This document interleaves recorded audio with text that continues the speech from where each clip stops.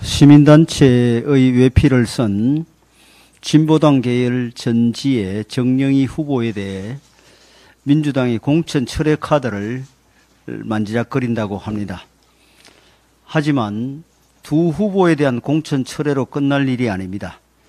민주당이 경기 동부연합, 통진당의 후예인 진보당과의 선거연대를 파기하지 않으면 결국 자신들도 종북의 길로 가는 것이나 마찬가지입니다.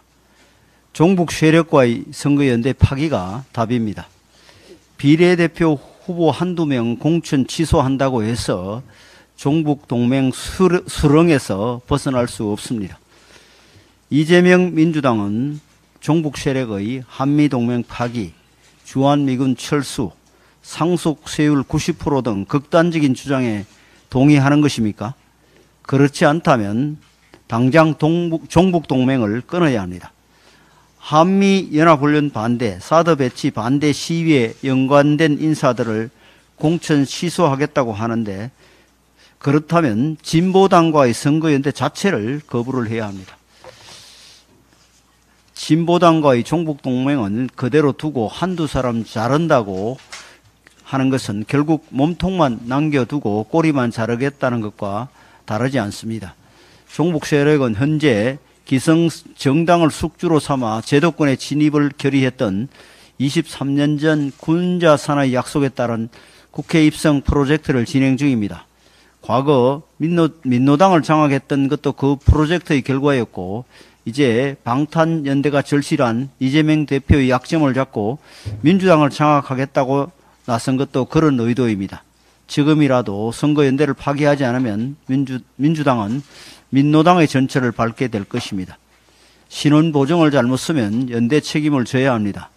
민주당이 선거연대 파기하지 않고 종북 세력의 국회 입성을 위한 숙주 역할을 한 결과 22대 국회가 그들의 방미 종북 선전선동의 장으로 활용된다면 민주당 또한 책임을 회피할 수 없을 것입니다.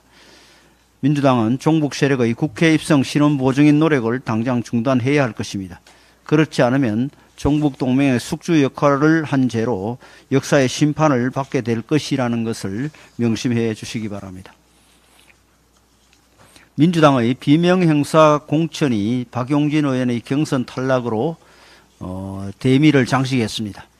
이재명 대표는 당대표 경선을 치를 때 공정하고 민주적인 당 운영을 위해 박용진 후보도 공천 걱정하지 않는 당을 만들겠다고 말씀한 바 있습니다.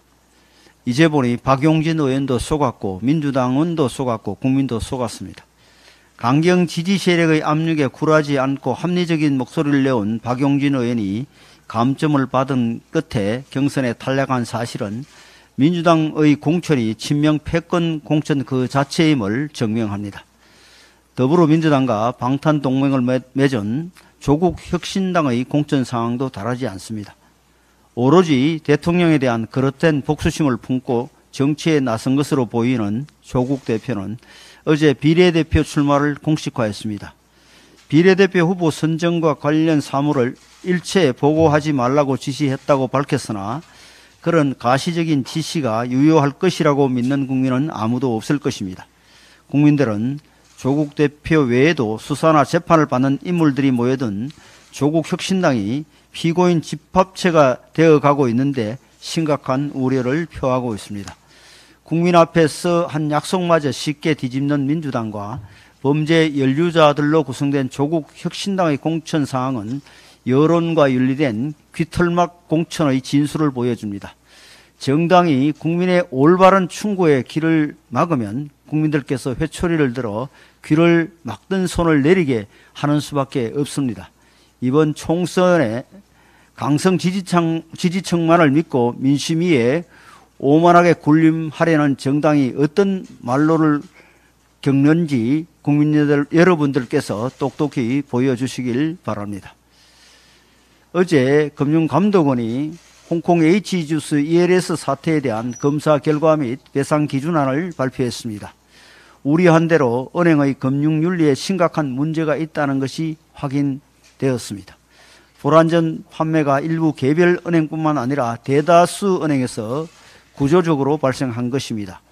한 은행에서는 직원이 고객 대신에 주요 서류를 모두 작성해 서명하고 판매 과정 녹취도 타 직원이 고객 역할을 대신했습니다.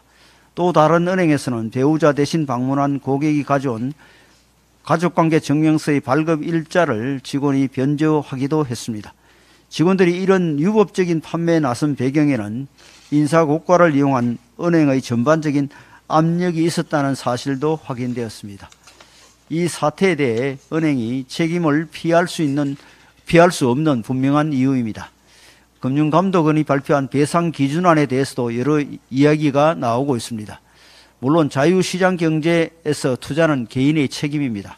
그러나 그 과정에서 위법 행위가 발생했다면 국가가 나서서 국민을 보호하지 않을 수 없습니다. 금융감독원의 배상 기준안은 은행의 기책 사유만이 아니라 투자자의 투자 지식 수준까지 고려해 차등적으로 설계되었습니다. 은행의 판매 의무 위반과 사후조치 여부를 종합적으로 따지고 투자자 본인에게도 투자 결정의 책임을 따지기 때문에 금융감독원이 경제 질서 안에서 해법을 찾으려 노력한 흔적이 보입니다. 이제는 은행이 성의 있게 응답해야 할 때입니다. 각 은행은 금융감독원의 배상 기준안을 수용하고 합리성의 최대 범위까지 손실을 책임지겠다는 자세로 고객들에게 배상안을 제시해야 합니다. 뿐만 아니라 고위험 상품 불안전 판매를 앞으로 어떻게 건절할 것인지 경영상의 대책도 내놓아야 합니다. 오늘날의 은행을 키운 것은 국민의 땀과 눈물이 깃든 월급 통장이었습니다. 책임지는 경영으로 국민의 신뢰를 소중히 생각하는 모습을 보여주시길 바랍니다. 통계청 2월 소비자 물가 지수에 따르면 같은 상품이더라도 대형 마트 등 소매 유통업체의 판매 가격은 하락한 반면에 외식업체의 판매 가격은 상승하고 있는 것으로 나타났습니다. 국민 외식 메뉴인 삼겹살과 소주를 보면 돼지고기 마트 가격은 0.1% 하락했는데 외식업체에서는 2.4% 상승한 것으로 나타났습니다. 소주 역시 마트에서는 1.1% 하락했지만 외식업체에서는 3.9% 상승하였습니다. 이는 외식 물가 상승의 원인이 재료비가 아니라 인건비 상승 등 다른 원인 때문이라고 하는 결과로 해석이 될 수 있습니다. 실제로 한 외식업계 관계자 언론 인터뷰를 보면 외식업계의 구인난 심화로 종업원 인건비가 계속 오르면서 경영 부담이 커지고 있다. 이렇게 답변한 내용이 있습니다. 이 같은 현상은 결국 문재인 정부 시절 자행되었던 소득 주도 성장이라는 궤변으로 우리 경제를 왜곡시킨 부작용이 지금까지도 계속되고 있다는 현상으로 보입니다. 문재인 정권과 민주당은 2017년에 6,470원이었던 최저임금을 단기간에 급격하게 증가시켜서 2022년도에는 9,160원까지 무려 41.5%까지 증가시키는 무리한 인상을 단행한 바 있습니다. 그 결과에 따라 소상공인과 자영업자의 임금 부담은 늘고 소비자의 부담은 증가하는 역효과가 아직도 나타나고 있다는 것입니다. 또한 임금 부담 증가로 인하여 무인화 점포가 늘어나고 있어 장기적으로 보면 일자리 감소 우려마저도 있는 상황입니다. 민주당 정권이 자행한 최저임금 인상 등 소득 주도 성장의 결과는 잘못된 정책이 수년에 걸쳐서 지속적으로 국민을 어렵게 하고 민생의 고통을 가중시킬 수 있다는 것을 보여주는 단적인 사례라 할 것입니다. 그럼에도 불구하고 더불어민주당은 지금도 소상공인 총선 공약이라면서 대출 확대, 폐업 지원금 확대와 같은 현금 살포성 공약만 내세우고 있는 상황입니다. 이 같은 포퓰리즘 공약을 내세우기보다는 무리한 최저임금 인상으로 소상공인을 어렵게 했던 점부터 국민 앞에 사과하고 잘못을 인정하는 것이 올바른 도리라 할 것입니다. 우리 국민의힘 공약개발본부에서는 경제 왜곡만 가중시키는 포퓰리즘성 공약이 아니라 소상공인 자영업자분들에게 실질적인 도움이 되는 정책들을 지금까지 국민들에게 배달해 왔다는 점을 다시 한번 말씀드립니다.